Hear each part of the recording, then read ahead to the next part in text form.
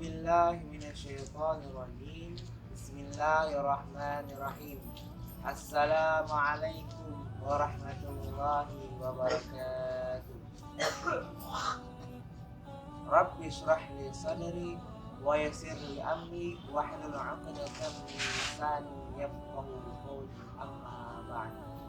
Sahabat Darul Istiqlal Medan yang dirahmati Allah SWT, dalam kitab Bulughul Maram yang dikarang oleh imam besar yang bernama Al-Hafiz Ibnu Hajar Al-Asqalani dalam bab silah wal bir, dalam halaman 1278 yang berbunyi, an Abi Hurairah radhiyallahu anhu qala qala Rasulullah sallallahu alaihi wasallam, man nafasa muslim kurbatan min kurbid dunya nafasallahu anhu kurbatan min kurabil akhirah. Akhrajahul Muslim. Hadis ini menjelaskan ketika kita mempermudah urusan dunia seorang muslim, maka Allah akan mempermudahkan urusan akhirat kita. Dengan apa kita mempermudah urusan dunia mereka? Ada 3 tips. Tips pertama ialah berinfak, berzakat, dan bersedekah. Kalau kita punya uang, maka infaklah. Kalau kita punya harta yang berlimpah, maka zakatkanlah. Kalau kita punya makanan yang berlimpah, maka sedekahlah. Allah SWT berfirman dalam surah Al-Baqarah juz 3 ayat 254 yang berbunyi, ya ayyuhalladzina amanu,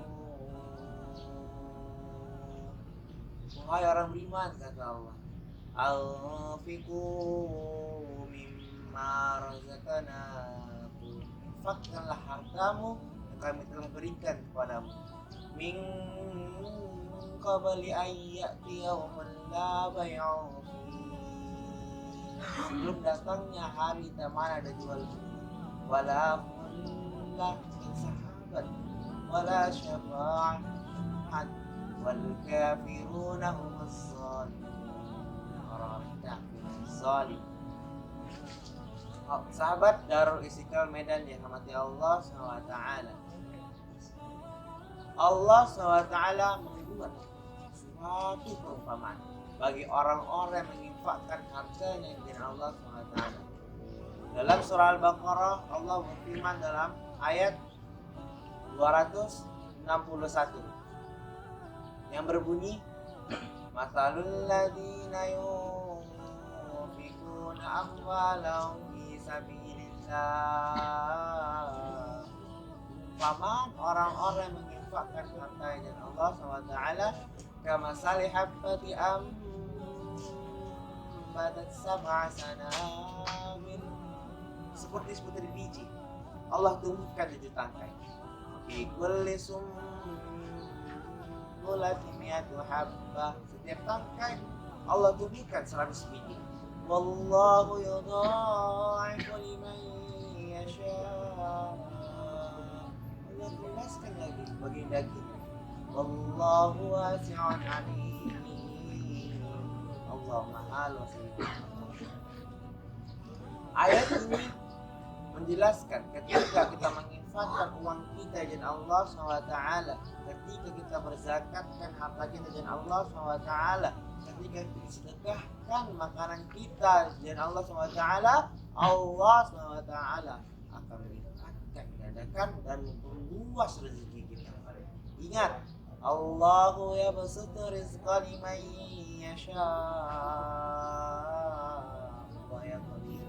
Allah SWT memberi rezeki berkehendak wa yaqdir, dan mempersempit. Wallahu latifun bi'ibadihi, Allah sangat lembut kepada hamba. Wa yarzuquhu liman yasha, rezeki berkehendak. Maka dari itu kita jangan pernah takut. Ketika kita berinfak, maka uang kita akan habis. Ketika kita berzakat, harta kita akan berkurang. Ketika kita bersedekah, makanan kita akan habis. Jangan seperti itu. Itu adalah hasutan dari syaitan. Apa kata Allah dalam surah Al-Baqarah juz 3 ayat 268 yang berbunyi, Asy-syaitanu ya'idukumul faqra. Setan itu akan menakuti ketika kita kemiskinan. Bulan, jangan kau menginfakkan uangmu, nanti uang makan habis. Bulan, jangan kau zakatkan hartamu, nanti hartamu habis. Bulan, jangan kau sedekahkan makananmu, nanti engkau makan apa? Wa ya'murukum bil fahsya. Gurumu buat kikir. Na'udzubillah. Na'udzubillah. Sahabat dari Sekal Medan dirahmati Allah SWT, ada sebuah kisah dalam kitab Silsilah Hikayat Al-Hawa yang dikarang oleh Mustafa Riqada Ar-Rifai dalam judul kisah seorang mensedekahkan 2 potong roti. Ada seorang yang bernama Abu Nawas. Ia membeli 2 potong roti dari pasar. Ketika itu ketika perjalanan balik, datanglah ia menghampiri seorang perempuan janda yang punya anak 3. Ia merasa iba dan ia menghampiri mereka, memberi 2 potong roti itu kepada mereka. Singkat cerita, sampailah ia di rumah. Ketika itu istrinya bertanya, "Wahai suamiku, makanan apa yang kau bawa dari luar?" Abu Nawas berkata, "Sesungguhnya aku telah membeli 2 potong roti dari pasar. Ketika aku perjalanan balik, aku melihat seorang perempuan janda mempunyai anak 3 menangis karena kelaparan, dan aku merasa iba. Aku memberi mereka 2 potong roti tersebut." Istrinya berkata, "Wahai suamiku, kalau begitu kita makan kurma saja." Setelah mereka makan kurma, datanglah seorang mengetuk pintu rumah. "Assalamualaikum, Abu Nawas." "Waalaikumsalam," kata Abu Nawas. Ketika itu seorang itu memberi harta dengan sama si Abu Nawas. "Wahai Abu Nawas, ini harta untukmu. Sesungguhnya ini adalah balasan aku terhadap ayahmu dulu yang telah memberi aku pinjaman modal untuk berjualan lagi." Singkat cerita, Abu Nawas menjadi orang kaya, tajir, sering dia berinfak, sering dia berzakat, sering dia bersedekah. Suatu ketika ia tertidur dan bermimpi ia meninggal. Ketika dihisab amalannya, amal buruknya lebih berat daripada amal kebaikan. Ketika itu ia kaget, ia bingung. Kenapa? Padahal aku dulu itu pernah berinfak, berzakat, bersedekah. Kenapa sekarang amal burukku paling berat daripada amal baik? Malaikat berkata, "Hei Abu Nawas, iya benar engkau pernah berinfak. Iya benar engkau pernah berzakat. Iya benar engkau pernah bersedekah. Tetapi di dalam hatimu itu mempunyai hati riya, ingin dipuji orang lain." Ketika Abu Nawas kaget, ia menangis ketakutan.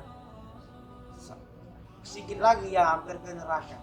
Ia memohon kepada Allah, "Ya Allah, berikanlah aku rahmat-Mu ya Allah. Selamatkanlah aku dari siksa api neraka ini ya Allah." Seketika Allah memberi rahmat kepadanya. Allah beri dia amalan 2 potong roti tersebut yang pernah ia berikan kepada seorang perempuan janda dan punya anak 3 itu yang karena kelaparan. Seketika dengan izin Allah, amal kebaikannya lebih berat daripada amal keburukan. Ia terbangun di seketika. Ia menangis dan gemetar, keringat dingin karena dia menceritakan mimpinya kepada gurunya bernama Syekh Ahmad Ibnul Miskin. Ketika itu syekhnya mengatakan, "Abu Nawas, inilah hikmah. Engkau pernah mensedekahkan 2 potong roti tersebut dengan ikhlas, dengan benar-benar ingin membantu urusan dunia seseorang tersebut." Seketika Abu Nawas menangis, "Iya Syekh, inilah hikmahnya Syekh." Dalam kesimpulan tersebut kita bisa mengambil misalnya apa? Ketika kita mempermudah urusan dunia seseorang karena lillahi ta'ala, insyaallah Allah akan mempermudah urusan.